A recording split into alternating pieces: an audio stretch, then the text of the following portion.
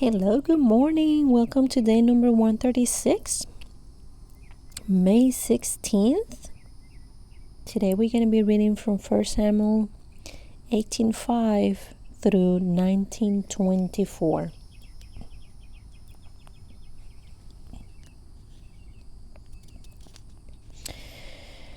Whatever Saul asked David to do, David did successfully. So Saul made him a commander over the men of war, an appointment that was welcomed by the people and Saul's officers alike. When the victorious Israelite army was returning home after David had killed the Philistine, women from all the towns of Israel came out to meet King Saul.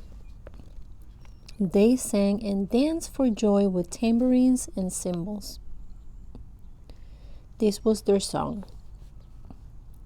Saul has killed his thousands, and David his 10,000s. This made Saul very angry. "What's this?" he said. "They credit David with 10,000s and me with only thousands. Next, they'll be making him their king."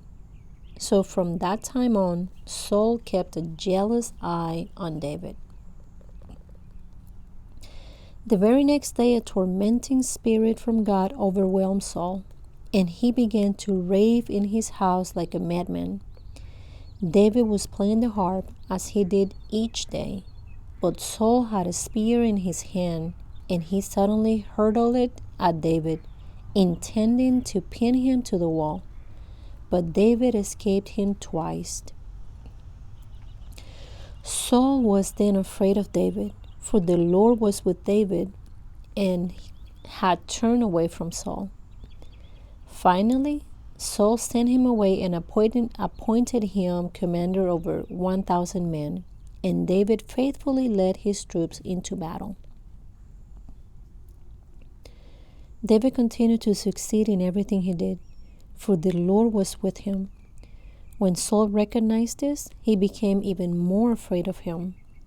But all Israel and Judah loved David because he was successful at leading his troops into battle.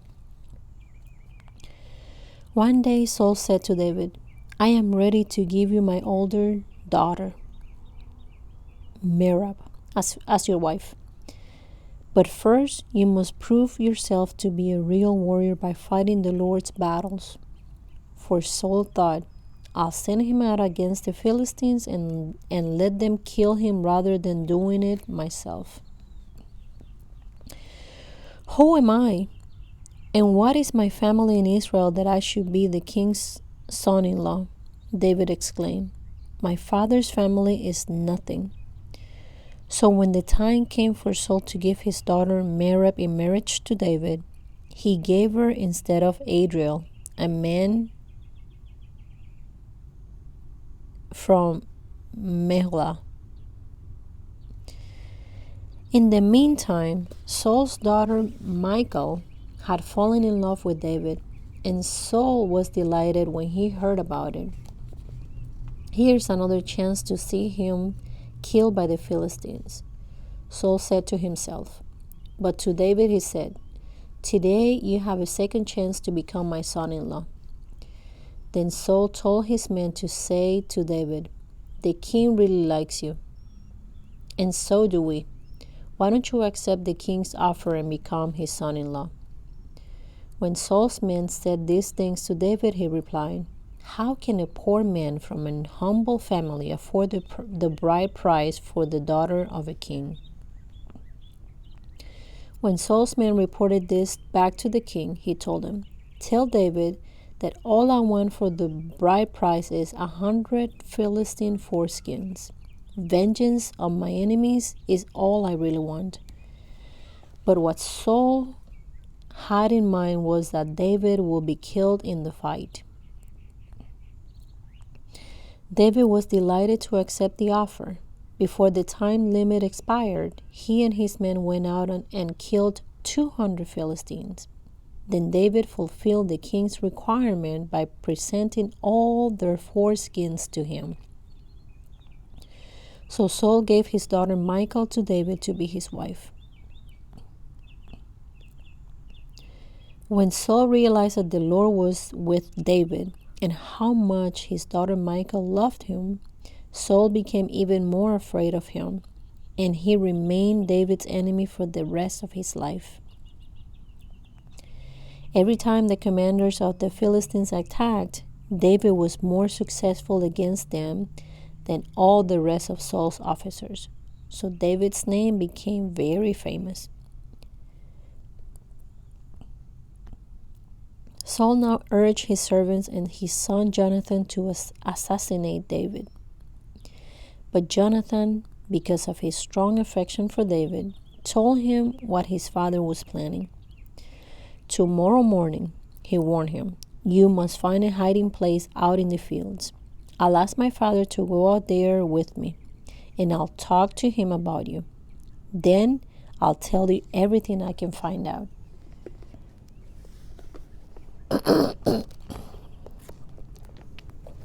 The next morning, Jonathan spoke with his father about David, saying many good things about him. The king must not sin against his servant David, Jonathan said. He's never done anything to harm you. He has always helped you in any way he could. Have you forgotten about the time he risked his life to kill the Philistine giant and how the Lord brought a great victory to all Israel as a result? You were certainly happy about it then. Why should you murder an innocent man like David? There is no reason for it at all. So Saul listened to Jonathan and vowed, as surely as the Lord lives, David will not be killed. Afterward, Jonathan called David and told him what had happened. Then he brought David to Saul, and David served in the court as before. War broke out again after that, and David led his troops against the Philistines. He attacked them with such fury that they all ran away. But one day when Saul was sitting at home with spear in hand, the tormented spirit from the Lord suddenly came upon him again. As David played his harp, Saul hurled his spear at David. But David dodged out of the way, and leaving the spear struck in the wall, he fled and escaped into the night. Then Saul sent troops to watch David's house. They were told to kill David when he came out the next morning. But Michal, David's wife, warned him, if you don't escape tonight, you will be dead by morning. So she helped him climb out through a window, and he fled and escaped. Then she took an idol and put it in his bed, covered it with blankets, and put a cushion of goat's hair in its head. When the troops came to arrest David, she told them he was sick and couldn't get out of bed. But Saul sent the troops back to get David. He ordered, bring him to me in his bed so I can kill him. But when they came to carry David out, they discovered that it was only an idol in the bed with a cushion of goat's hair at its head. Why have you betrayed me like this and let my enemy escape? Saul demanded of Michal. I had to, Michal replied. He threatened to kill me if I didn't help him. So David escaped and went to Ramah to see Samuel, and he told him all that Saul had done to him. Then Samuel took David with him to live at Naioth. When the report reached Saul that David was at Naioth in Ramah, he sent troops to capture him. But when they arrived and saw Samuel leading a group of prophets who were prophesying, the Spirit of God came upon Saul's men, and they also began to prophesy. When Saul heard what had happened, he sent other troops, but they, too, prophesied. The same thing happened a third time. Finally, Saul himself went to Ramah and arrived at the great wall in Seco. "Where are Samuel and David?" he demanded. "They are at Naioth in Ramah," someone told him. But on the way to Naioth in Ramah, the Spirit of God came upon Saul, and he too began to prophesy all the way to Naioth. He tore off his clothes and laid naked on the ground all day and all night, prophesying in the presence of Samuel. The people who were watching exclaimed, "What? Is even Saul a prophet?" John 8:31 through 59. Jesus said to the people who believed in him, "You are truly my disciples if you remain faithful to my teachings. And you will know the truth, and the truth will set you free." "But we are descendants of Abraham," they said. "We have never been slaves to anyone." "What do you mean you will be set free?" Jesus replied, "I tell you the truth. Everyone who sins is a slave of sin. A slave is not a permanent member of the family, but a son is part of the family forever. So if the Son sets you free, you are truly free. Yes, I realize that you are descendants of Abraham, and yet some of you are trying to kill me because there's no room in your hearts for my message. I am telling you what I saw when I was with my father, but you are following the advice of your father." "Our father is Abraham," they declare. "No," Jesus replied, "for if you were really the children of Abraham, you will follow his example. Instead, you are trying to kill me because I told you the truth, which I heard from God. Abraham never did such a thing. No, you are imitating your real father." They replied, "We aren't illegitimate children. God himself is our true father." Jesus told them, "If God were your father, you will love me because I have come to you from God. I am not here on my own, but he sent me.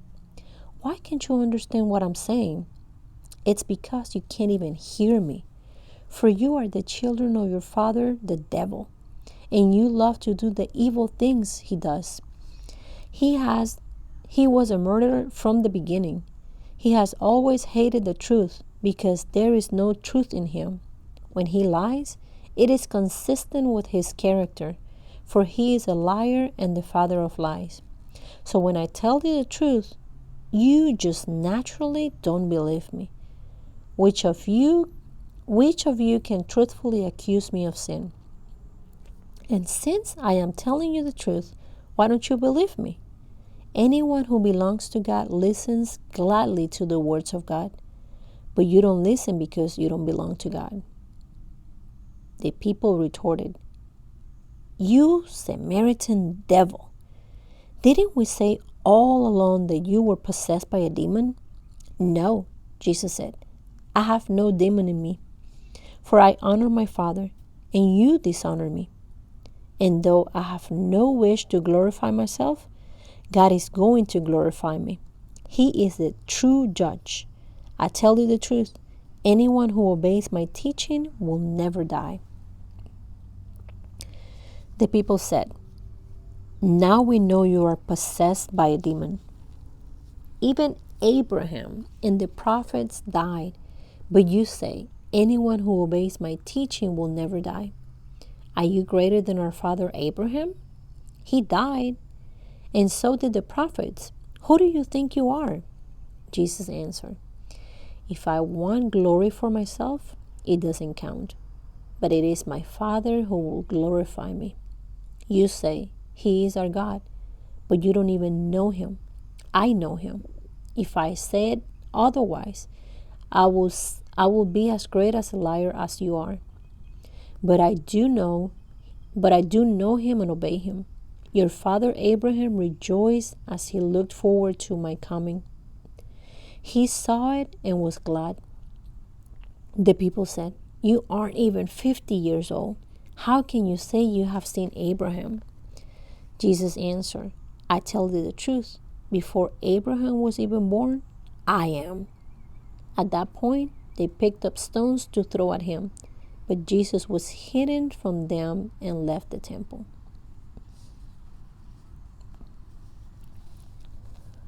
Psalm 112, 1 through 10. Praise the Lord. How joyful are those who fear the Lord and delight in obeying his commands. Their children will be successful everywhere. An entire generation of godly people will be blessed. They themselves will be wealthy and their good deeds will last forever. Light shines in the darkness for the godly. They are generous, compassionate, and righteous. Good comes to those who lend money generously and conduct their business fairly. Such people will not be overcome by evil. Those who are righteous will be long remembered. They do not fear bad news. They confidently trust the Lord to care for them. They are confident and fearless and can face their foes triumphantly. They share freely and give generously to those in need. Their good deeds will be remembered forever.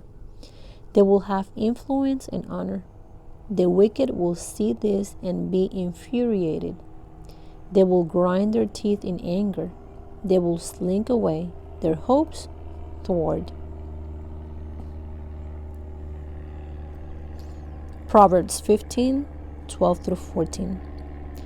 Mockers hate to be corrected, so they stay away from the wise. A glad heart makes a happy face. A broken heart crushes the spirit. A wise person is hungry for knowledge, while the fool feeds on trash. Oh, wow. That was harsh. A wise person is hungry for knowledge, while the fool feeds on trash. Oof. Jesus. The Bible don't play. Obviously, I need to highlight this and post it.